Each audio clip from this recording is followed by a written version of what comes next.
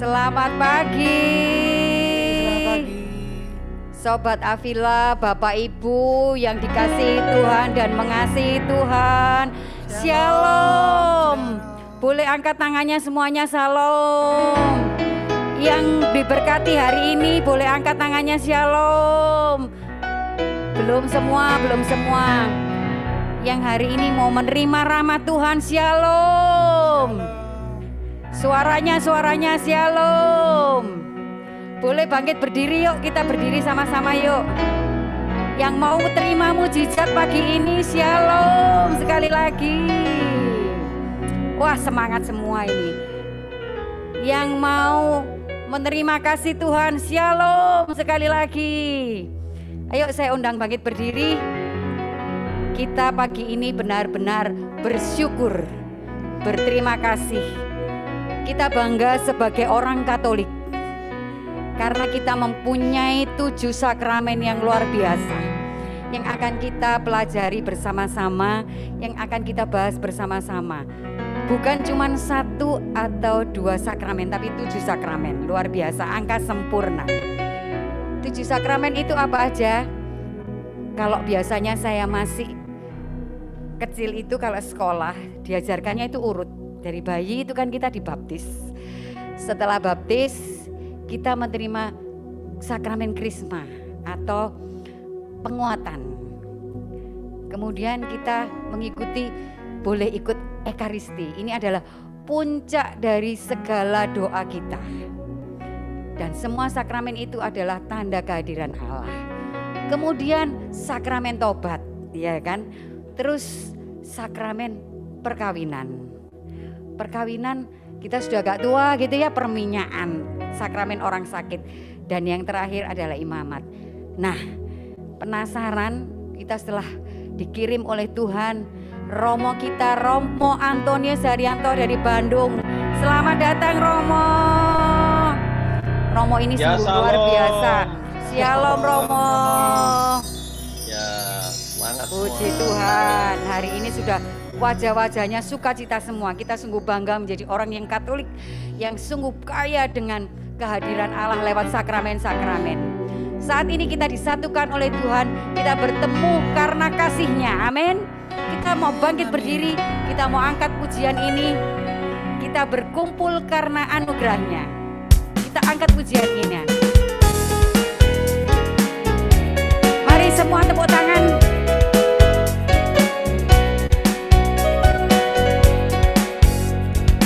Bertemu dalam kasih-Nya, berkumpul dalam anugerah-Nya, bersuka cita semua di dalam rumah Tuhan. Sekali lagi, bertemu dalam kasih-Nya, berkumpul dalam anugerah-Nya, bersuka cita semua di mana?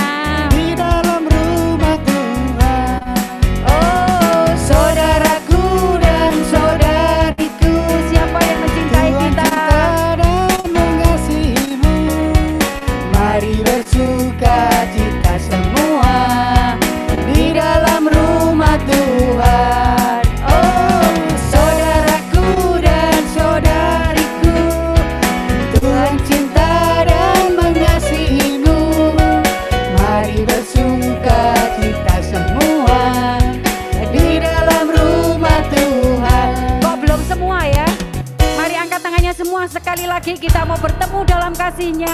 Saya undang Bapak Ibu semua bangkit berdiri. Siapkan hati kita, kita mau terima berkat-berkat dari Tuhan. Bertemu dalam kasih-Nya. Bertemu dalam kasih-Nya, berkumpul dalam anugerah-Nya, bersuka cita semua di dalam rumah Tuhan. Sekali lagi, bertemu dalam kasih-Nya, berkumpul dalam anugerah-Nya, bersuka cita semua di mana? Di dalam rumah Tuhan. Oh, saudaraku dan saudariku, Tuhan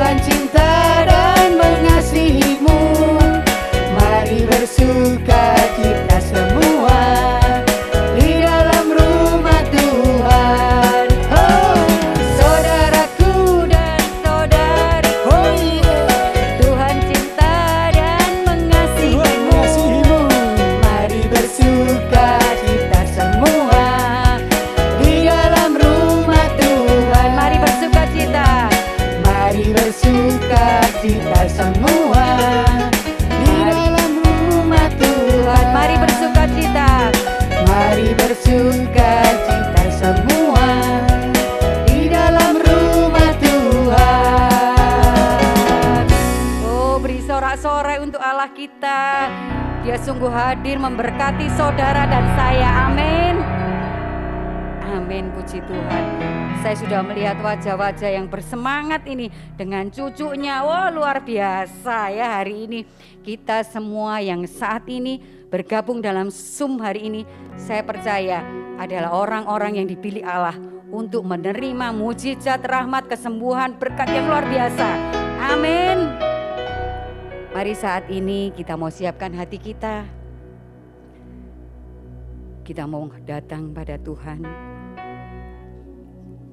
Kita mau sapa Tuhan kita Yesus Kristus di dalam doa kita. Dalam nama Bapa dan Putra dan Roh Kudus. Amin. Bapa yang penuh kasih, ampuni setiap dosa, kesalahan, pelanggaran kami, kelalaian kami yang terus kami buat kepadamu, baik dengan pikiran, perkataan, perbuatan kami yang terus mendukakan hatimu. Ampuni kami Tuhan dengan kerahiman-Mu yang tanpa batas. Layakkan kami pagi hari ini Tuhan untuk boleh bersama-sama bersekutu melayani Engkau dan melayani umat-Mu. Kami berdoa Tuhan, kiranya Kau sucikan setiap hati kami ini, Kau buka setiap pikiran kami Tuhan, agar walaupun kami terpisah satu dengan yang lain, tapi karya Roh Kudus tidak pernah memisahkan kita.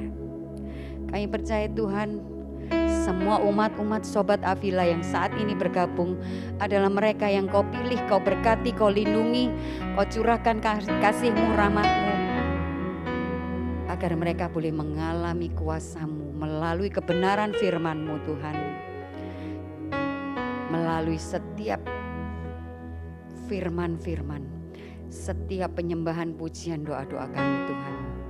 Kami percaya saat ini Tuhan, Engkau hadir di manapun kami berada. Engkau bersama kami di setiap kami, di ruangan setiap kami Tuhan.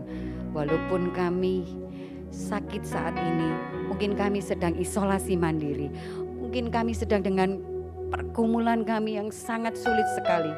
Kami sedang sakit, kami sedang dengan masalah perekonomian. Tapi kami percaya Tuhan, kuasa-Mu nyata atas setiap kami. Kasih-Mu tak pernah terlambat. Engkau selalu menolong, mengangkat kami untuk menjadi kepala bukan menjadi ekor. Berkati setiap kami Tuhan, dari awal PD ini hingga pertengahan hingga nanti akhirnya terus beracara bersama kami Tuhan. Karena kami saat ini sungguh percaya Tuhan, Engkau menyertai setiap kami. Engkau ada bersama kami. Ajar kami terus Bapa untuk boleh menghitung hari-hari kami. Untuk kami terus bersyukur kepadamu Tuhan. Untuk kami terus bersyukur padamu Bapa. Karena rencanamu selalu indah bagi setiap kami. Sungguh Tuhan, ajar setiap kami. Ini syukur pujian kami Tuhan.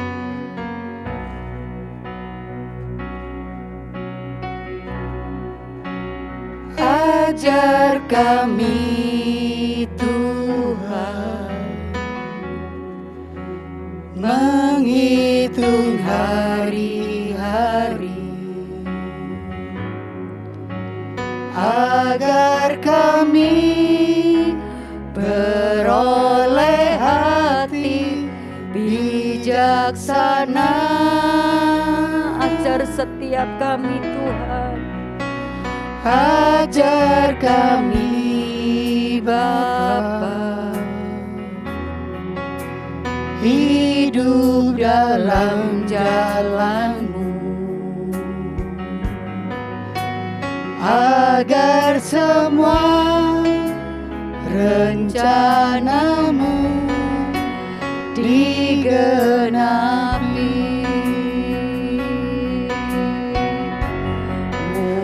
Mulialah nama-Mu Tuhan.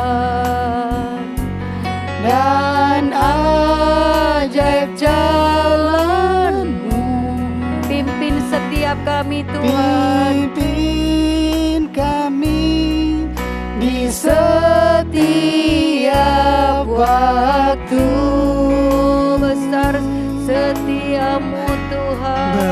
Besar setiamu Tuhan. Sungguh agung setiap karya-karyamu di dalam hidup kami Tuhan. Agunglah karyamu,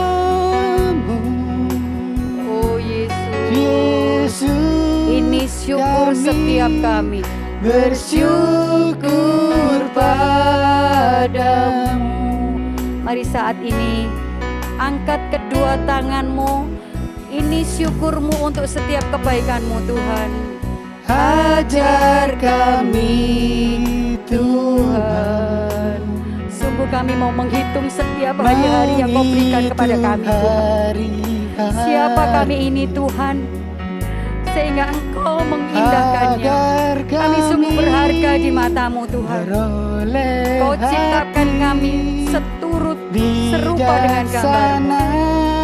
Ajar kami terus Bapa untuk hidup di dalam setiap jalan-Mu. Ajar kami Bapa, Ini kami hidup dalam jalan-Mu, agar semua rencana-Mu digenapi. Ini syukur kami Tuhan. Mulialah nama-Mu Tuhan, dan ajaib jalan-Mu. Pimpin setiap kami Tuhan. Pimpin kami di setiap waktu. Besar setiamu Tuhan. Besar setiamu Tuhan, agunglah karya-Mu. Yesus, kami bersyukur padamu. Yesus, kami bersyukur.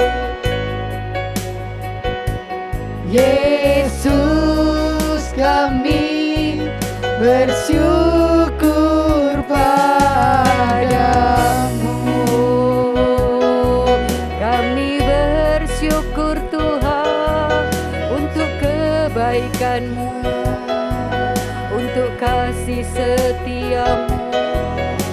Terima kasih Tuhan, Kau sangat baik, teramat baik dalam hidup kami. Terima kasih Tuhan untuk kesetiaan-Mu, untuk cinta kasih-Mu, untuk keluarga kami. Terima kasih Tuhan untuk lawatan-Mu, untuk penyertaan-Mu, untuk berkat-berkat-Mu. Terima kasih Tuhan. Terima kasih Yesus, Kau sangat baik, teramat baik. Terima kasih Tuhan, Kau layak, kami bersyukur.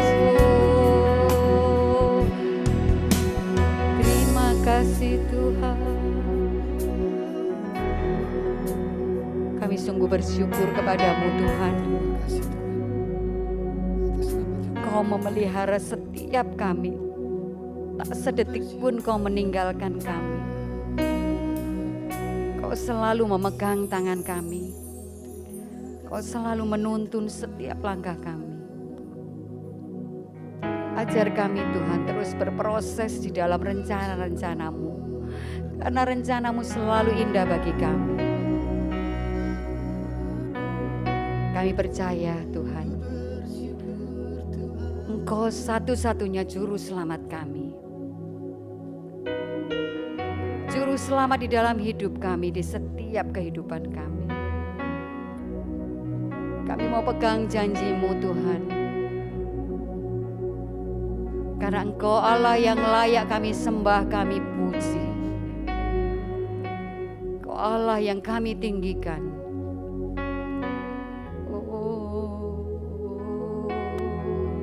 Hanya Engkau Tuhan, mari sembah Dia.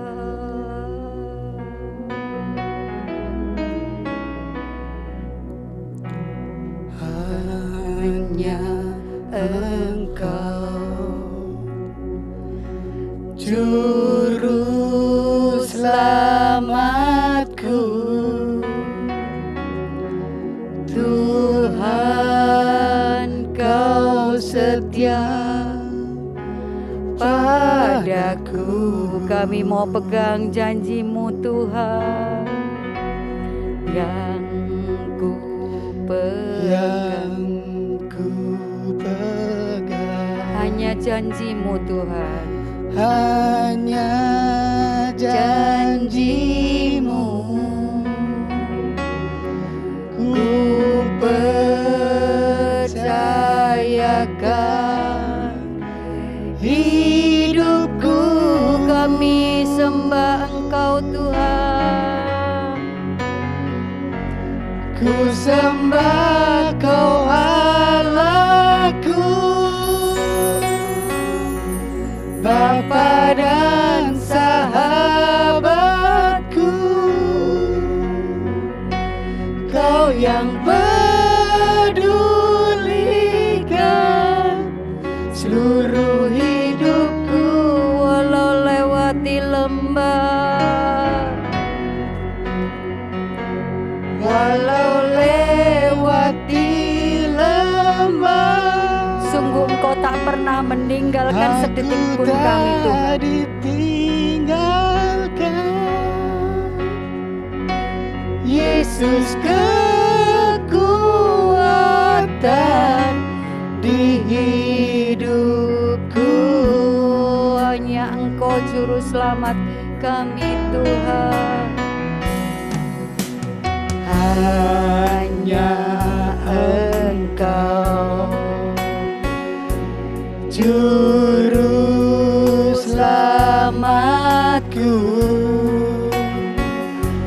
Tuhan Kau setia padaku. Kami mau pegang janji-Mu Tuhan, yang ku pegang hanya janji-Mu. sungguh kami mau percayakan hidup kami kepadamu Tuhan. Percayakan hidupku, Mari sembah Dia.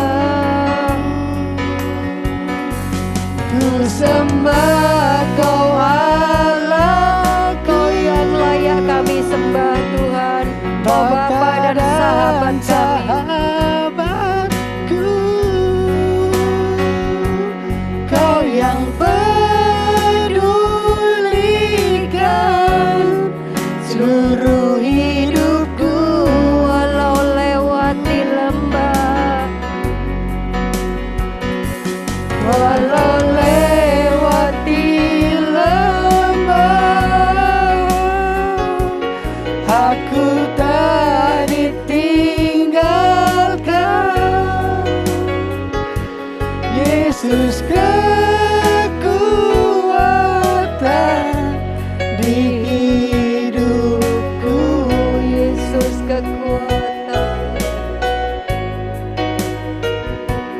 Yesus kekuatan di hidupku.